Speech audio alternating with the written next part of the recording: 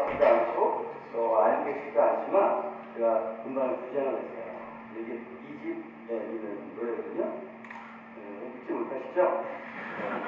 그런 거보다 모르겠어요. 저는 항상 착각속에 살고 싶은 사람이기 때문에 제 아이 주장하고 싶지 않은데 제가 재작년에 음반을 처음 내고 가수를 데뷔를 했는데 그때 제 나이가 약간 놀라실 수도 있는데 55살이었어요. 지금 57살 된 거죠? 여러분 그렇게 보이진 않죠? 웃음으로 따라 주시네요. 그래서 제가 오늘 하고 싶은 말은 꿈을 이루는 데는 시간이라는 건 중요하지 않다. 이런 말씀을 드리고 싶은 거예요. 그러니까 제가 15살 때부터 노래를 만들고 노래를 부르고 친구들에게 노래를 들려줬어요. 언젠가는 내 노래를 좀 세상에 좀 널리 알려야겠다. 그런 꿈을 항상 갖고 있었어요. 그래서 바쁘게 살다 보니까 그런 기회가 없었습니다. 그런데 재작년에 그런 기회가 드디어 왔어요. 그래서 제가 장기하와 얼굴들이라는 그 친구들이 인터뷰 한 걸 봤어요. 거기서 가장 제가 마음에 들었던 부분이 있어요. 음반 내는데 돈 그렇게 안 든다. 내 돈이 좀 딱 듣고 내 돈이 안 드는구나. 그래서 도전을 했어요. 그래서 제가 만든 노래가 한 60곡 정도 되거든요. 근데 이제 그 10곡을 뽑아서 재작년에 냈고 올해 2집 비슷한 싱글 음반을 냈는데 그 중에 하나가 윤동주의 소아시죠. 근데 제가 사실은 립싱크링을 하려고 했는데 잘 안 맞아서 약간 어색한 부분이 있었는데 다음에 제대로 된 콘서트 여러분 초대할게요. 이제 오셔서 저는 지금 계속 저를 비웃으시지만 저는 음반을 2개를 냈지만 공연을 5번 했어요. 여러분 아마 인터넷 들어가면 그 증거가 있습니다. 재작년 2009년 가을에 이화여자대학교에서 공연을 했고요. 그 다음에 2010년에 명동에서 기장이 됐고 올해는 3번 공연했어요. 홍대 앞에 클럽에서 공연했고 대학로에서 프랑스 극장에서 공연했고 그간 열흘 전에 제가 LA에 갔다 왔는데 LA 한국문화원에서 공연했어요. 저한테 해외 공연까지 한 사람이에요. 사람들이 이제 비웃죠. 네가 뭔데 이렇게 뭐 가수도 이렇게 공연을 안 하는데 네가 뭔데 이렇게 공연하느냐 하고 싶어요. 근데 저는 세상은 3가지가 있어요. 하고 싶은 일, 할 수 있는 일, 해야 되는 일. 근데 해야 되는 일은 얼마나 세상이 좀 괴롭잖아요. 그죠? 그래서 하고 싶은 일을 하자. 하고 싶은 일을 할 수 있도록 하자. 그것이 이제 저의 목표이자 제안이죠. 저는 앞으로 계속 공연을 할 거고요. 음반은 10집까지 내고 싶어요. 목표죠, 목표. 그걸 옆에서 손가락 취하는 사람도 있어요. 야, 네가 뭔데 그러냐 이런 사람이 있는데 그런데 개의치 않아요. 제가 하는 음악은 전문가의 음악이라기보다는 생활계의 음악입니다. 생활 음악이에요. 여러분 어제도 레바논 하셨나요? 어느 나라고 축구했죠? 6대0을 이겼는데 저는 뭐 박지성이나 박주영 선수 같이 프로 구단에서 뛰는 선수도 있지만 일요일 아침 동네 운동장에서 축구하는 아저씨도 있어요. 그분들이 맨체스터 유나이티드 가려고요? 그건 아니잖아요. 단지 좋아서 하는 거예요. 여러분 아마추어의 꿈을 짓지 마세요. 아마추어로서 제가 계속 노래를 부르고 싶고 노래를 들려드리고자 합니다. 오늘 제가 얘기하고자 하는 제목이 탄생과 부활이죠. 여러분 탄생이라는 걸 한번 생각해 봅시다. 윤동주의 서시에도 죽는 날까지 하늘으로 항상 부끄러움이 없기를 태어남이 있고 죽음의 순간이 있겠죠. 탄생이라는 건 정말 어머니로부터 내가 세상으로 나오는 그 탄생도 있죠. 여러분 예전에 우리 어릴 때는 어머니날이라고 했어요. 5월 8일. 우리 어른부터 어버이날이라고 부르더라고요. 근데 어머니날 노래가 있었잖아요. 나실지의 괴로움 다해주시고. 그러니까 한 생명이 탄생할 때 그 탄생을 돕는 그 어머니는 얼마나 고통스럽습니까? 저는 남자이기 때문에 그 고통을 알 수가 없어요. 그러니까 우리 아내의 말을 들어보니까 거의 죽고 싶을 정도의 고통이었다. 그런 얘기를 하더라고요. 여러분, 탄생이 성공이라는 건 누군가의 희생이 있었기 때문에 탄생할 수 있었던 거예요. 우리 의지대로 나오지 않았어요. 누군가 너무 괴로웠기 때문에 제가 세상의 빛을 볼 수 있었고, 오늘날 좋은 장소에서 좋은 분들과 새로운 인연을 맺고, 이제 여러분들은 제 친구예요. 여러분들 저를 기억하실 거예요. 살아있다라는 거는 내가 이렇게 살아있는 것도 있지만 누군가의 마음속에 살아있는 것이 더 좋다고 생각해요. 그래서 유관순 누나나 유승진 장군이나 세종대왕이나 나폴레옹이나 잔다르크는 죽은 게 아니에요. 우리 마음속에 살아있잖아요. 우리 기억 속에 살아있잖아요. 네이버의 지식 속에 살아있잖아요.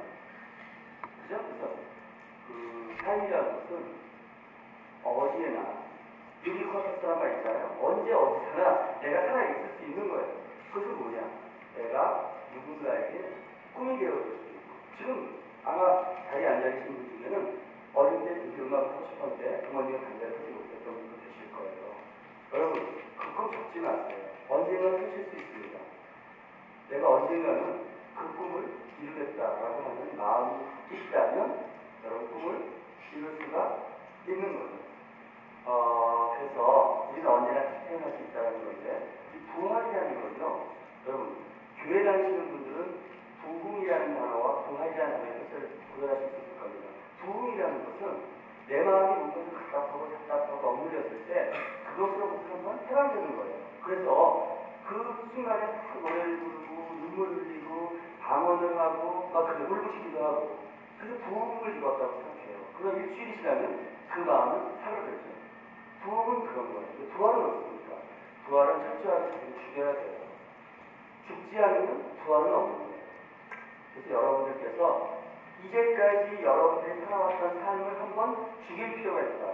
제가 뭐 자살을 권유하는 것이 아니라 여러분들의 이제까지 나태한 삶 혹은 접었던 꿈의 삶을 한번 완전히 버려보라 이렇게 말씀을 드리는 거예요. 여러분, 저는 직장을 5번 바꾸었어요. 지금까지 제가 처음에 중고등학교 국어선생님을 했거든요. MBC PD를 제가 17년 했어요. 여러분들이 본 프로그램을 볼 거예요. 제가 가다가 제가 노래했고, 서울대학교 때 수업 때 일요일 반에 테마게임, 뭐 이런 여러 가지 프로를 연출했고, 제가 이화여자대학교를 가서 7년간 동안 교수 생활을 했고, OBS 경영방송이라는 데서 사장님 왔고, 지금은 이제 뭐 JTBC라고 하는 곳에서 이제 현상부부장을 하고 있어요. 근데 5번 직장을 바꿨지만 그때마다 제가 하는 후배들에게 들려주는 말이 있어요. 변신은 있지만 변심은 없다. 내 마음은 항상 살아나는 거죠. 그래서 제가 국어교사 출신이니까 여러분들에게 여러분들의 이제까지 삶을 한번 정리해보라라는 뜻으로 정리라는 단어와 정돈이라는 단어의 차이를 말씀드릴게요. 정리라는 것으로 없애는 거예요. 여러분, 제 조카 중에 나이가 지금 36살 먹은 여자가 있는데 아직도 결혼 안 하고 있어서 내가 만약에 결혼 좀 해라. 사람을 사귀고 있대요. 몇 명 사귀냐고 4명을 사귀고 있대요. 그 사람이 결혼하려면 어떻게 하세요? 3명을 정리해서 해야 되는 거예요. 여러분, 회사 다니는 사람들이 제일 무서워하는 말이 정리 아닙니까? 야, 우리 회사 정리하는데 우리 회사 없앤다는 얘기예요. 정리해봤는데 직원들을 없애겠다는 얘기예요. 공부 잘하는 학생들은 노트 정리 잘하죠? 노트 정리라는 뜻이 뭐예요? 선생님 하신 말씀 중에 필요 없는 말을 안 쓰는 거예요. 공무원 학생 어떻습니까? 다 써요, 그냥. 조사까지 다 써요. 그리고 중간고사 기간이 되면 뭐가 중요한지 모르기 때문에 그냥 발탕발탕하다가 시험 망치는 거예요. 근데 지혜로운 친구들은 선생님 말씀 중에 중요한 말만 써요. 중요하지 않으면 이미 정리를 해버린다는 거예요. 정도는 뭡니까? 정돈이라는 건 제자리에 갖다 주는 거예요. 제자리에 찾아가는 거예요. 여기 막 꽃병에 꽃이 있는 것처럼 꽃병이 어항이 돼가지고 금붕어가 있으면 안 되겠죠. 그래서 쓰레기통을 필통처럼 쓸 수는 없잖아요. 그래서 저는 성공하는 사람들을 보니까 개성 있고 지성이 넘치고 인간성, 인성, 품성 좋고 뭐 이런 사람도 물론 성공하죠. 근성이 있고 뭐에 대해서 정성을 다하고, 그러나 제가 생각하는 성공의 키워드는요, 적성이라는 거예요. 적성. 자기 자기를 찾아가는 거예요.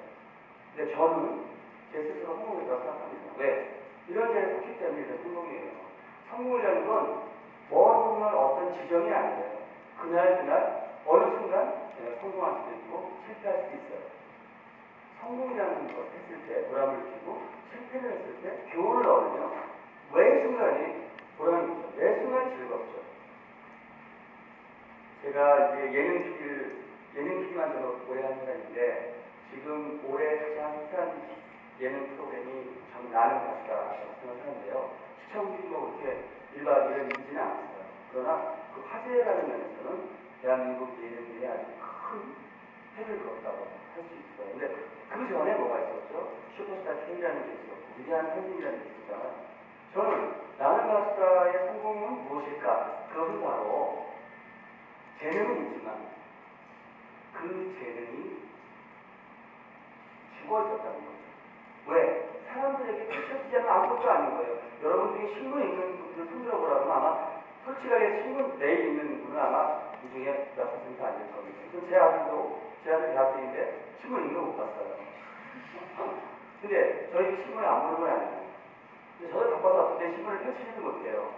그러한 신문은 신문의 기능과 신문의 어떤 작성을 발휘하지 못하는 거죠. 쌓여있는 신문을 뭐라고 부릅니까? 신문지예요. 신문지가 되는 거예요. 그래서 라면을 못 끓여서 라면 위에 올리는 거죠. 여러분이 가지고 있는 분명한 재능이 있습니다. 저는 아까 말씀한 스타일리스트 분이 열정이라는 단어를 쓰시는 걸 봤는데 열정도 재능이에요. 사실은. 그 열정이라는 말을 의욕이라고 말할 수도 있고 집념이라고 말할 수도 있는데요. 사실은 임재범 씨라든지 박정현 씨라든지 김범수 씨라든지 이런 분들, 장혜진 씨 같은 분들이요. 가창력은 뛰어나요. 그런데 무대가 별로 없었어요. 근데 그분들은 다 자존심이 강한 분들이기 때문에 PD들 찾아가서 저 좀 출연시켜 주십시오. 저 좀 출연시켜 주십시오. 이런 분들이 아니에요. 기회가 오면 그것을 펼치겠다라는 거였어요. 근데 기회를 많이 해주는 시간이 아닌 것같아요. 그 사람들은 굉장히 노래를 잘 불러서 그 노래를 듣는 것만으로 내 마음에 무엇인가 움직이고 있음을 느낄 수 있어요. 그게 감동이라는 건데 좋은 노래를 가창력이 있는 가수가 부르면 우리는 마음이 움직여요. 그러나 그 사람들이 그렇게 노래를 열심히 부르는 그 명분을 예능적 그 어떤 포맷에 맞추는 거라고 봅니다. 그러니까 게임을 하는 거죠. 1, 2, 3, 4, 5, 6, 7. 진짜 처음에 김건모가 떨어진 것이 김건모가 제일 극장력이 떨어졌습니까? 그것은 아무리 인정은 그렇게 생각하지 않을 거예요. 그냥 게임에서 김건모는 진 거예요. 우리가 사는 삶은 매번 그렇게 진지한, 경건한, 엄숙함으로 이루어질 수가 없어요. 때로는 게임처럼.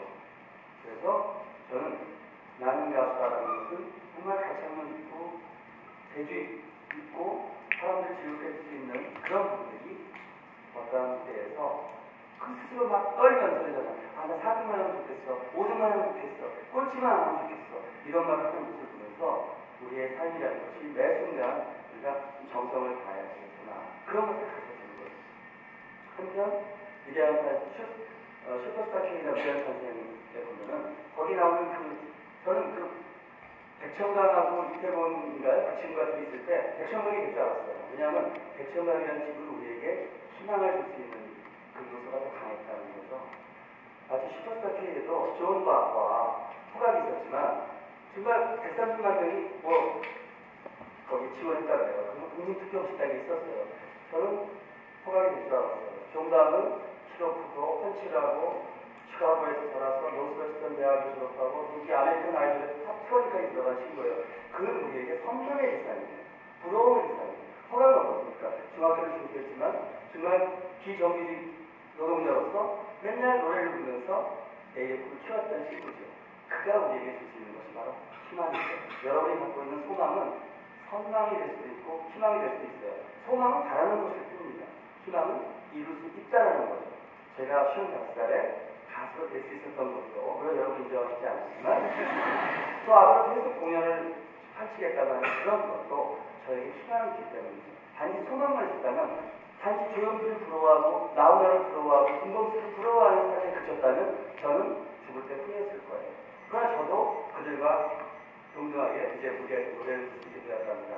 자, 여러분 마음속에 있는 헛된 것들을 이제 다 정리해 보시고요. 이제 여러분 마음속에 나도 할 수 있다 라는 희망을 가지고 나아가신다면 여러분이 부활하고 새로운 탄생을 하실 수 있을 겁니다. 대단히 감사합니다.